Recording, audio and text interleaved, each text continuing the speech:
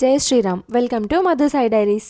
ఈరోజు మేము ముత్యాలమ్మ తల్లికి పెట్టుకుంటున్నాం. సో మన ఇంట్లో ఏ శుభకార్యమైనా సరే మామిడి తోరణం కట్టడంతోనే మొదలవుతుంది. అసలు ఈ మామిడి తోరణం ఎందుకు కడతారు? మీకు తెలిస్తే కామెంట్ చేయండి, తెలియకపోతే పిండి కామెంట్లో చదివేయండి. పొద్దున్నే లేచి తలస్నానం చేసి కాళ్ళకు పసుపు పెట్టుకొని నేనైతే బోనం చేసేయడానికి రెడీ అయిపోయాను. ఈ బోనం చేయడానికి ఫస్ట్ మనం ఒక ఇత్తడి గిన్నెను తీసుకొని దానికి పసుపు కుంకుమతో బొట్లు పెట్టి మామిడాకుతో చేసిన ఒక కంకణంని ఆ బోనంకి కడతాం. ఈ బోనంలో ఉండే ప్రసాదం ఒక్కొక్కరు ఒక్కొక్కలా చేస్తారు. మేమైతే ఇక్కడ పరవాన్నం చేస్తాం. ఈ పరవాన్నం చేయడానికి ముందు బియ్యం పప్పు నానబెట్టుకొని పాలు పొంగిచ్చిన తర్వాత ఆ నానబెట్టిన బియ్యం పప్పు అందులో ఉడికించి స్వీట్ కోసం అందులో బెల్లం వేస్తాం.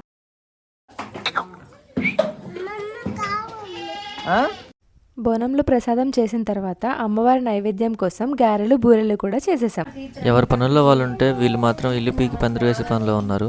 ఇంట్లో ఇంతమంది పిల్లలు ఉంటే మాత్రం హ్యాండిల్ చేయడం చాలా కష్టం. ప్రసాదాల ప్రిపరేషన్ అయిపోయిన తర్వాత మా లేడీస్కి కూడా అంతా రెడీ అవ్వడంలో మునిగిపోయారు. పాపం వీళ్ళ దెబ్బకి కరెంటు కూడా పోయింది చూడండి పాపం. అందరూ రెడీ అవ్వడం అయిపోయిన తర్వాత నేను మధు కలిసి అమ్మవారికి మొక్కున్న మేకపోతిని అయితే రెడీ చేసాం. అందరూ అనుకోవచ్చు ఇంత చదువుకున్నా కూడా ఇంకా ఏంటి మూఢనమ్మకాలని, కానీ ఎంత చదువుకున్నా మన రూట్స్ని మాత్రం మర్చిపోద్దు కదా ఎప్పటికీ. అన్ని ప్రిపరేషన్స్ అయిపోయిన తర్వాత మధు బోనం ఎత్తుకోవడానికి రెడీగా ఉంది. నాకైతే ఈ సీన్ చూస్తున్నప్పుడు చాలా అంటే చాలా హ్యాపీగా అనిపించింది. ఎందుకంటే పెళ్లి కాకముందు మేము దీని గురించి మాట్లాడుకునే వాళ్ళం. పెళ్ళైన తర్వాత ఇంట్లో ఏ అవకాశం ఉన్నా అన్నీ నువ్వే చేయాలని. ఇప్పుడు ఇది నిజంగా జరుగుతుంటే చాలా అంటే చాలా హ్యాపీగా అనిపించింది నాకైతే. మనం కన్న కళ్ళన్నీ నిజమవుతుంటే మనసుకి చాలా హ్యాపీగా ఉంటుంది కదా. ఆ ఆనందాన్ని మాటల్లో ఎక్స్ప్రెస్ చేయలేము ఎప్పటికీ.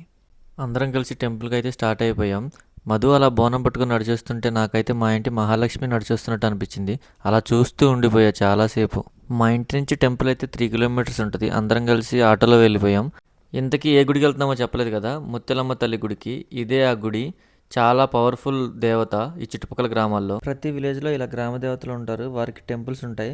కానీ ఆ టెంపుల్స్ యొక్క ప్రాముఖ్యత ఆ గ్రామం వాళ్ళకి లేదా ఆ చుట్టుపక్కల వాళ్ళకి మాత్రమే తెలుస్తుంది. కానీ నేను మా గ్రామ దేవత అయిన ఈ ముత్యాలమ్మ తల్లి యొక్క ప్రాముఖ్యత మీ అందరికీ తెలియాలని ఈ వ్లాగ్ తీస్తున్నాను. నేను చిన్నప్పటి నుంచి ఈ అమ్మవారి గురించి చాలా స్టోరీస్ విన్నాను. ఈ అమ్మవారి దగ్గరికి వచ్చి మనస్ఫూర్తిగా ఏదైనా కోరుకొని మొక్కుకుంటే ఆ కోరిక అమ్మవారు ఖచ్చితంగా తీరుస్తుంది. మరి నువ్వేం కోరుకున్నావు అనుకుంటున్నారు కదా, ఇంకేముంటుంది మా పెళ్ళి. ఇలా తీర్చుకోవాల్సిన మొక్కులైతే ఇంకా చాలా ఉన్నాయి. ప్రస్తుతానికైతే ఈ మొక్కు తీర్చుకోవడానికైతే వచ్చాం. మొత్తానికి బోనం ఎత్తుకొని ఫ్యామిలీ అంతా కలిసి ముత్యాలమ్మ గుడికి అయితే రీచ్ అయిపోయాం. ఈ గుడి మా ఇంటి నుంచి 3 కిలోమీటర్స్ అని చెప్పాం కదా. వచ్చే దారిలో ఖాళీగా ఉండలేక అసలు టెంపుల్ స్టోరీ ఏంటి అని మా అత్తయ్యని అడిగాను. మా అత్తయ్యకి కూడా ఎగ్జాక్ట్గా తెలియదు, కానీ వాళ్ళ పెద్దవాళ్ళు ఇలా చెప్పారంట. అయితే చాలా ఏళ్ల కిందట ఇది చాలా చిన్న గ్రామం, అడవి ప్రాంతం, రోడ్లు లేవు, కరెంట్ లేదు, గోదావరి వరదలు వస్తే జనాలు చాలా భయపడేవాళ్ళంట. అలా భయంతో కాలం గడిపేస్తుండగా ఒకరోజు గ్రామంలో ఒక పశువుల కాపరి సాయంత్రం మేకలను వెతుక్కుంటూ అడవిలోకి వెళ్ళాడు. అలా వెతుక్కుంటూ అడవిలోకి వెళ్తుంటే అక్కడ ఒక రాయి మీద పసుపు కుంకుమ లాంటి రంగుతో ఒక మెరుపులాగా మెరిసిందంట. ఇదేంటి అని దగ్గరికి వెళ్ళి చూస్తే అక్కడ మెరుపు మాయమైపోయిందంట. చుట్టుపక్కల అటు ఇటు చూడగా ఒక రాయి మీద అమ్మవారి రూపం కనిపించిందంట. వెంటనే ఆ పశువుల కాపరి ఊర్లోకి పరిగెత్తుకుంటూ వెళ్ళి ఊర్లో అందరికీ ఈ విషయం గురించి చెప్పాడు. మరుసటి రోజు పొద్దున్నే ఆ ఊర్లో వాళ్ళంతా వెళ్ళి చూశారు. అక్కడికి వెళ్ళి ఆ రాయిని చూసిన తర్వాత నిజంగానే అమ్మవారి ముఖం లాంటి ఆకారం కనిపించింది అని ఊర్లో వాళ్ళందరూ కలిసి ఇక్కడ ఈ మహిమగల ముత్యాలమ్మ తల్లి గుడిని నిర్మించారు. అప్పటినుంచి ఎవరికి ఏ కష్టం వచ్చినా ఇక్కడ అమ్మవారిని మొక్కుకుంటే వాళ్ళ కష్టాలన్నీ తీరిపోతాయని ఇక్కడ గ్రామ ప్రజల నమ్మకం అంట. అంతేకాకుండా మన తెలుగు సంవత్సరంలో మొదలయ్యే ఉగాది పండగకి ఇక్కడ చాలా ఘనంగా తిరునాళ్లు జరుగుతాయంట. తిరునాళ్లు జరిగినప్పుడు ఈ గ్రామంలో ఉన్న వాళ్ళే కాకుండా ఈ చుట్టుపక్కల ఉన్న గ్రామాల వాళ్ళందరూ వచ్చి వాళ్ళ మొక్కులు తీర్చుకుంటారంట. ఇది నేను ఈ గుడి గురించి తెలుసుకున్న స్టోరీ. ఇందులో ఏమైనా తప్పులుంటే క్షమించండి. అలాగే మీకెవరికైనా ఈ గుడి గురించి ఇంకా తెలుసుంటే కామెంట్లో చెప్పండి. బోనం ఎత్తుకొని గుడి చుట్టూ ప్రదక్షిణ చేయడం అయిపోయిన తర్వాత ధ్వజస్తంభం దగ్గర అందరం కొబ్బరికాయలు కొట్టేసి గర్భగుడి లోపలికైతే వెళ్ళాము. లోపలికి వచ్చిన తర్వాత బోనం కిందకి దించి అమ్మవారికి చేసిన ప్రసాదాలన్నీ ఒక విస్తరాకులో పెట్టాము. తర్వాత మేము పెట్టాలనుకున్న చీర, గాజులు, పసుపు, కుంకుమ ఇవన్నీ అమ్మవారికి సమర్పించాము. మనం ఇవన్నీ పెట్టినా పెట్టకపోయినా అమ్మ తన బిడ్డల్ని కష్టాల్లో తోడుండి కంటికి రెప్పలా కాపాడుకుంటుంది. అమ్మవారికి నైవేద్యం, కానుకలు అన్నీ సమర్పించుకున్న తర్వాత ఎదురుగా ఉన్న పోతురాజు దగ్గరికైతే వెళ్ళాము. ఈ పోతురాజు గురించి చెప్పాలంటే ఏ ఊర్లో అయినా గ్రామదేవత ఉంది అంటే ఆమెకి ముందుగా నిలిచే రక్షకుడు అని చెప్పొచ్చు. అమ్మవారి ఏ పండుగ జరిగినా, ఊరేగింపు జరిగినా ఎలా అయితే చెడు శక్తులను దగ్గరికి రానివ్వకుండా అక్కడికి వచ్చే భక్తులను సురక్షితంగా చూసుకుంటాడో అలానే అమ్మవారిని పూజించే భక్తులను ఆ గుడి ఉన్న ఊరిని రక్షిస్తూ ఉంటాడు. ఇక్కడ పోతురాజుకి నైవేద్యం సమర్పించిన తర్వాత ముడుపు కట్టి మొక్కు తీర్చుకొని అందరం కలిసి సంతోషంగా ఇంటికి వెళ్ళాము.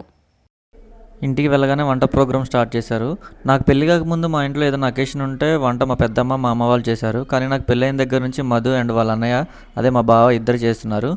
సో ఈసారి కూడా వాళ్ళిద్దరే వంట హ్యాండ్ ఓవర్ చేసుకున్నారు. వీళ్ళకి మా చిన్న బామ్మర్ది కూడా హెల్ప్ చేశాడు అనుకోండి. ఏదేమైనా ఈ రోజుల్లో ఇంత బాగా వంట చేసే వైఫ్ దొరకడం అదృష్టమే అనుకోవాలి. నాకు బోనస్ ఏంటంటే మా ఆవిడతో పాటు వాళ్ళ బ్రదర్స్ కూడా వంట బాగా చేస్తారు. సో ఇంకా లక్కీ నేను. అన్న చెల్లెలు ఇద్దరు కలిసి వంట కంప్లీట్ చేశారు. తర్వాత అందరం లంచ్ కంప్లీట్ చేసాం. చేసుకున్న తర్వాత మా ఫ్రెండ్స్ వస్తే అందరం కూర్చొని ఇలా సరదాగా మాట్లాడుకున్నాం కొద్దిసేపు. విలేజెస్లో జరిగే బెస్ట్ థింగ్ ఇదే. తిన్న తర్వాత ఎవరి పనులకు వాళ్ళు వెళ్ళిపోకుండా అందరూ ఒక దగ్గర కూర్చొని సరదాగా అలా మాట్లాడుకోవడం. మనం అబ్జర్వ్ చేయంగానే ఈ కన్వర్జేషన్స్ మనల్ని హీల్ చేస్తాయి అండ్ మనకు చాలా పీస్ని ఇస్తాయి. అలా మాట్లాడుతూ ముచ్చట్లు పెడుతూనే ఈవినింగ్ అయిపోయింది. ఇంకా ఈవినింగ్ ఏం చేద్దామా అని ఆలోచిస్తూ ఉంటే మధు మ్యూజికల్ చైర్స్ ఆడదామని ఐడియా ఇచ్చింది. సరే అని ఇంక వెంటనే ఇంప్లిమెంట్ చేసాం. ఈ గేమ్లో లాస్ట్ వరకు ఉండాలని నేను మధు ఎవరికి తెలియకుండా ప్లాన్ వేసుకున్నాం. కానీ మా బామ్మర్ది అది కనిపెట్టేసి వెంటనే మమ్మల్ని సపరేట్ చేశారు. వాళ్ళు అలా సపరేట్ చేసిన నెక్స్ట్ రౌండ్లోనే నేను ఓడిపోయాను. ఆ తర్వాత రౌండ్లో మధు ఓడిపోయింది. అంత త్వరగా ఎలా ఓడిపోయావు అనుకోకండి. ఈ మ్యూజికల్ చైర్స్ ఎప్పుడో చిన్నప్పుడు ఆడాము. మనకు ఎక్కడ అలవాటు ఉంటుంది. అది కూడా మళ్ళీ డ్యాన్స్లు వేస్తూ చుట్టూ తిరగాలన్నారు. మనకి మ్యూజిక్ వినిపిస్తే కాన్సన్ట్రేషన్ అంతా మ్యూజిక్ మీద ఉంటుంది. కానీ వీళ్ళంతా చైర్స్ మీద పెట్టారు. సో ఇంకా వాళ్ళు గెలిచారు, మేము ఓడిపోయాం. బాస్ సాంగ్స్కి మధుతో కలిసి డ్యాన్స్ చేయాలన్న నా కోరిక ఇన్నేళ్ళకి నెరవేరింది. బాస్ సాంగ్స్లో ఉండే గ్రేసే వేరబ్బా. మధు మాత్రం నన్ను ఫుల్ డామినేట్ చేసేసింది. తర్వాత నన్ను సైడ్ చేసేసి వదిన మరదలు అందరూ డ్యాన్స్ చేశారు. మధుని నేనే కాదు మా సిస్టర్స్ కూడా డామినేట్ చేయలేకపోయారు. అలా చేసింది తను డ్యాన్స్. తర్వాత మా సిస్టర్స్ ముగ్గురు కలిసి మా పెద్దనాన్నతో ఒక సాంగ్కి డ్యాన్స్ చేశారు. చాలాసేపు కన్విన్స్ చేసిన తర్వాత మా పెద్దనాన్న ఒప్పుకున్నాడు అక్కడ నించోడానికి. అది ఏం సాంగ్ అనుకుంటున్నారా? గెస్ చేయండి.